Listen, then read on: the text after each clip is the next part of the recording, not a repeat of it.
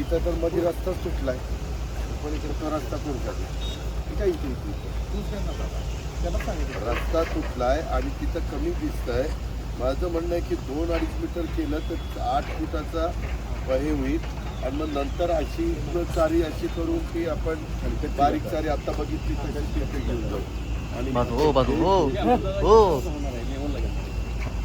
मध्ये आपल्याला ड्रेन पाणी आल्यानंतर उताराने ते पार आता तिकडून क्रॉस करून ते पलीकडे गेलं पाहिजे त्या स्ट्रॉंग वॉटरला जोडे पाणी एवढ्या पोर्शनचं पण हा तर उतार आहे एवढा, तिथलं पाणी इथं येणार, इकडचं पाणी इकडे येणार, तिकडनं वरनं पाणी असं येणार.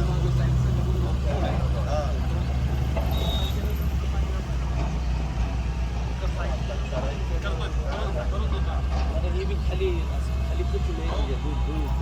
साहेब हेच चाललं, ही चर्चा झाली म्हणूनच तिथं आलो.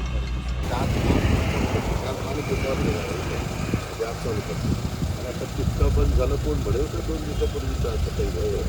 माझं काय म्हणणं आहे की तिथून ते पार तिथपासून असं येऊन साईडपट्टी भरतो आणि त्याच्यात आपण गटर जसं करतो तसं ती गटर त्या ठिकाणी करूनच नाही, कारण आयता उतार आहे.